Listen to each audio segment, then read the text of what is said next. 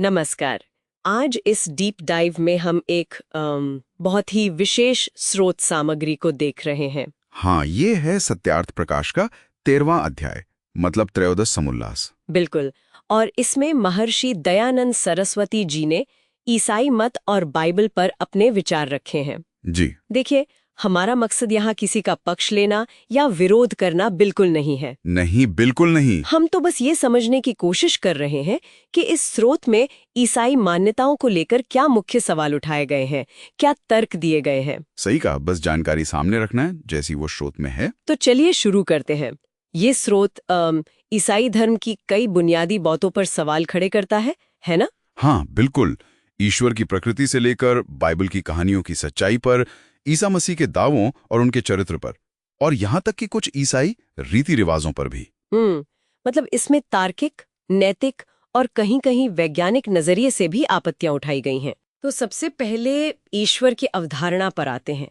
स्रोत कुछ बहुत सीधे सवाल पूछता है, जैसे क्या ईश्वर सचमुच किसी खास जगह रहता है, जैसे चौथे आसमान पर? हाँ, ये सवाल उठाया गया है।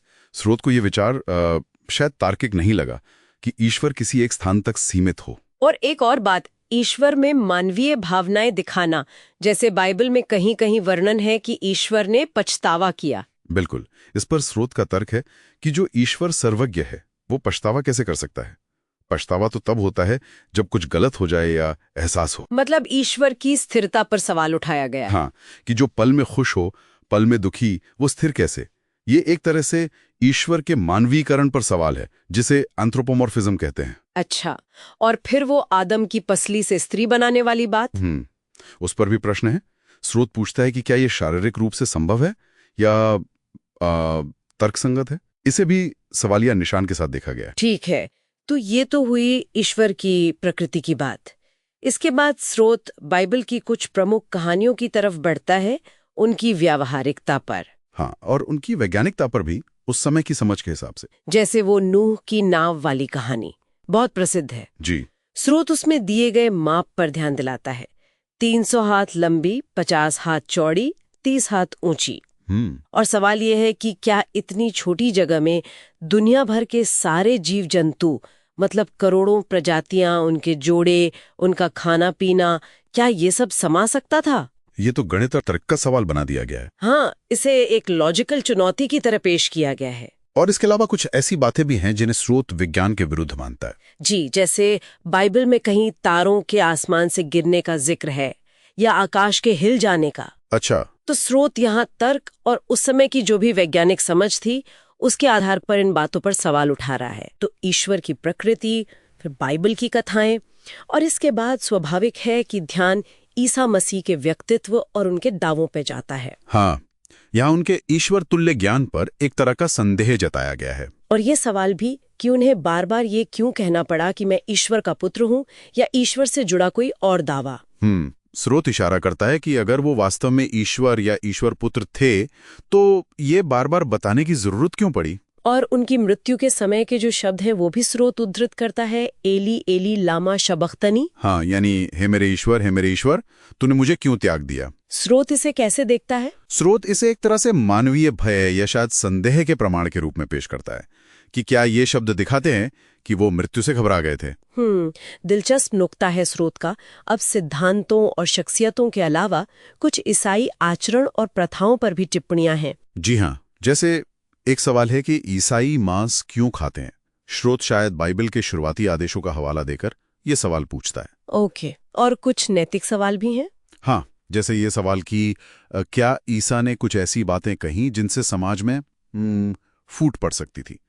स्रोत इसे फूट डालो राज करो की नीति से जोड़कर देखता है। और पाप क्षमा करने वाले वादे पर भी सवाल है। बिल्कुल। स्रोत ये सवाल उठाता है कि क्या पाप क्षमा करने का जो वादा है वो कहीं लोगों को गलत काम करने के लिए एक तरह का प्रलोभन को नहीं देता कि चलो पाप कर लो फिर क्षमा मिल जाएगी। ये तो गंभीर नैतिक सवाल है। हाँ, और यहाँ तक कि चर्चों में क्रूस या मूर्तियों की मौजूदगी को भी उसे मूर्ति पूजा से जोड़ा गया है। हाँ, स्रोत उसे बुतपरस्ती के नजरिए से देखता है और पूछता है कि क्या ये ठीक है। अच्छा, और स्रोत में महर्षि दयानंद की कोई सीधी टिप्पणी भी है इस सब पर? हाँ, एक सीधी और थोड़ी कह सकते हैं तीखी टिप्पणी है। क्या? वो कहते हैं कि ईसा का होना उस समय के समाज के लिए शायद ठीक था, जिसे वो महाजंगली अविद्वान कहते हैं। और उन्होंने तुलना की है कि जैसे जहां कोई बड़ा पेड़ ना हो वहां अरंडी का छोटा पेड़ ही बड़ा मान लिया जाता है। ये उस दौर के सुधारवादी और आलोचनात्मक नजरिए को दिखाता है। समझ गए।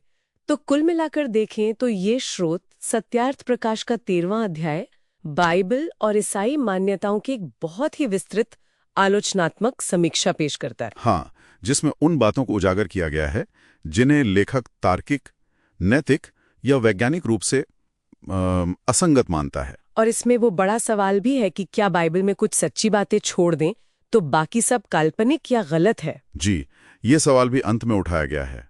ये वाकई एक बहुत ही आलोचनात्मक पाठ है। तो आज हमारा उद्देश्य बस इन्हीं सवालों और तर्कों को सामने रखना था, जैसा कि वो सत्यार्थ प्रकाश में दिए गए हैं। बिल्कुल, ये पाठक को या सुनने वाले को ईसाई धर्म ग्रंथों और मान्यताओं पर एक विशिष्ट आलोचनात्मक दृष्टिकोण से सोचने का मौका देते हैं। तो इस डीप डाइव ने हमें सत्यार्थ प्रकाश द्वारा ईसाई मत पर उठाए गए कुछ प्रमुख और वाकई चुनौतीपूर्ण प्रश्नों से परिचित कराया, ईश्वर की प्रकृति से लेकर बाइबल की कहानियों और ईसा के जीवन तक। हाँ, और हमारा इरादा बस इन विचारों को प्रस्तुत करना था, बिना किसी पक्ष या विपक्ष के। ये स्रोत पाठक को ईसाई धर्म को एक खास लेंस से देखने का अवसर देता है। और जाते जाते सोचने के लिए एक विचार छोड़ जाते हैं। स्रोत में उठाए गए ये इतने सारे सवाल, चाहे वो किसी भी धर्म के संदर्भ में हो, हमें इस व्यापक मुद्दे पर सोचने को मजबूर करते हैं कि अलग अलग धार्मिक परंपराओं के लोग अपने पवित्र ग्रंथों की उन कहानियों या अवधारणाओं का मतलब कैसे निकालते हैं, उन्हें कैसे समझते हैं। खासकर तब जब वो बातें आज के तर्क या वैज्ञानिक समझ के हिसाब से थोड़ी चुनौतीपूर्ण लगती हैं। बिल्कुल, ये व्याख्या और विश्वास का जो संतुलन है, ये हमेशा से ही एक दिलचस्प और अहम पहलू रहा है।